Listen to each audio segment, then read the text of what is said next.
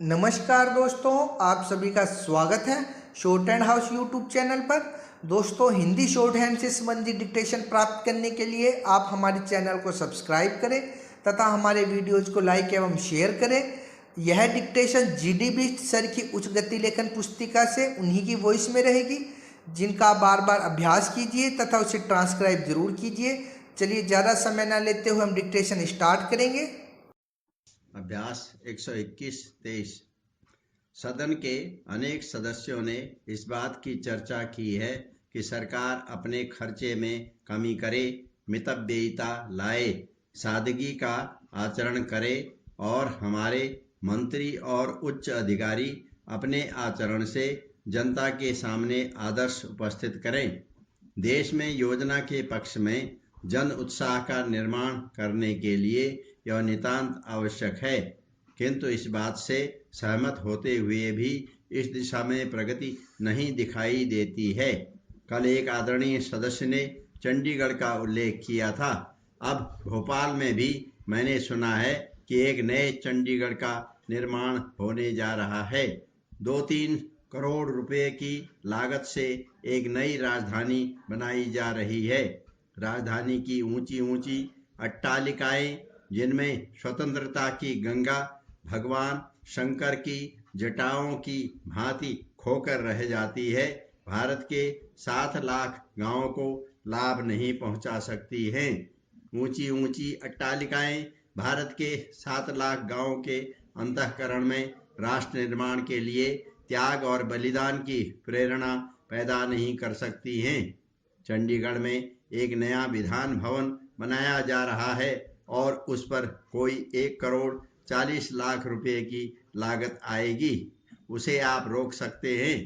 भोपाल की राजधानी को बनाने की योजना को आप स्थगित कर सकते हैं और किया जाना चाहिए। अगर भोपाल में भवन नहीं है तो आप राजधानी को ग्वालियर में ले जा सकते हैं। संपूर्ण दृष्टिकोण को परिवर्तित करने की आवश्यकता है। महोदय, योजना के लिए जो जनता में उत्साह नहीं है, उसका एक बड़ा कारण यह भी है कि इस योजना को पार्टी के आधार पर चलाया जा रहा है। यह राष्ट्रीय नियोजन नहीं है। इसमें सभी दलों और वर्गों के सहयोग को प्राप्त करने का प्रयत्न नहीं किया गया है। लोकसभा का सदस्य होने के नाते मैं जिला नियोजन समिति में लिया गया हूं, मगर उसकी बैठक जो 10 मई को होने वाली थी, उस बैठक की खबर मुझे 16 मई को मिली। एक बाढ़ निरोधक समिति मेरे जिले में है, उसकी बैठक 26 तारीख को थी, जिसकी सूचना मुझे 29 तारीख को मिली है। अब यह डाक और तार विभाग की गड़बड़ है या जिला अधिकारियों की, यह मैं नहीं कह सकता, किंतु जब तक प्रत्येक स्तर पर जनता को आयोजन के साथ सहयोग के लिए आमंत्रित नहीं किया जाता, तब तक अपेक्षित उत्साह पैदा नहीं किया जा सकता है। यह बात निश्चित है। उपाध्यक्ष महोदय, स्वतंत्र और निष्पक्ष चुनाव लोकतंत्र के आधार हैं, किंतु यह खेद का विषय है कि भारत में चुनाव अधिकाधिक भ्रष्ट होते जा रहे हैं। महोदय, भारत में चुनावों पर पूंजी का प्रभाव बढ़ रहा है। दूसरे चुनावों में शासन तंत्र का खुला दुरुपयोग होने लगा है। कानून के अंतर्गत उम्मीदवारों के चुनाव व्यय पर रोक लगाई गई है। एक सीमा निर्धारित की गई है।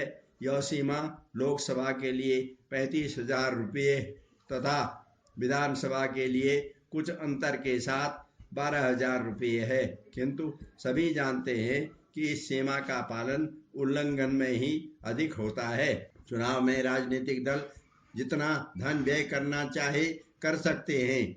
मेरी पार्टी को छोड़कर शायद ही कोई राजनीतिक दल ऐसा हो जो जनता के पास जाकर थोड़ा बहुत धन इकट्ठा करने का प्रयास करता है, किंतु केवल उसके बलबूते चुनाव नहीं लड़ा जा सकता है।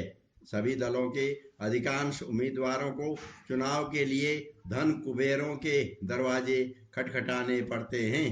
कंपनियां कानून से राजनीतिक दलों को चंदा नहीं दे सकती हैं, लेकिन राजनीतिक दल धन एकत्र करते हैं। यह धन नंबर 2 का होता है। इस धन का कोई हिसाब नहीं होता है। डॉक्टर सेठी की गणना के अनुसार राष्ट्रपति, लोकसभा, विधानसभाओं आदि के चुनावों पर भारत में लगभग 100 करोड़ रुपया खर्च होता है। उनका कथन है कि अमेरिका में होने वाले चुनाव व्यय की तुलना में यह खर्च ज्यादा है। आप यह स्वीकार करेंगे कि जो तत्व 100 करोड़ रुपया काला धन चुनाव लड़ने के लिए राजनीतिक दलों को देते हैं, वे उसके बदले में स्वयं कितना काला धन बनाते होंगे, इसकी सहज ही कल्पना की जा सकती है। शासन तंत्र के दुरुपयोग की घटनाएं न केवल बढ़ती जा रही हैं, उसके स्वरूप में भी परिवर्तन हो रहा है। पिछले चुनावों के पश्चात कई ऐसी चुनाव याचिकाएं आईं जिनमें ट्राइब्यूनल को, हाईकोर्टों को यह निर्णय देना पड़ा कि रिटर्निंग ऑफिसर उम्मीदवारों को अनुग्रहित करने के लिए मतपत्रों में हेरफेर करते हैं, गलत तौर पर नामजदगी के पर्चे रद्द कर देते हैं। मुख्य चुनाव आयुक्त ने यह बात कही थी कि अगर रिटर्निंग ऑफिसर निष्पक्षता से अपना कर्तव्य पालन नहीं करेंगे तो चुनाव को स्वतंत्र नहीं रखा जा सकता है। लेकिन आश्चर्य की बात यह है कि कानून में सरकारी कर्मचारियों के विरुद्ध केवल व्यक्तिशः रूप से कार्यवाही हो सकती है। अगर कोई उम्मीदवार किसी सरकारी कर्मचारी के प्रभाव का या उसके अधिकार का उपयोग अपने पक्ष में करे तो उनका चुनाव अवैध हो सकता है, यह स्पष्ट करें।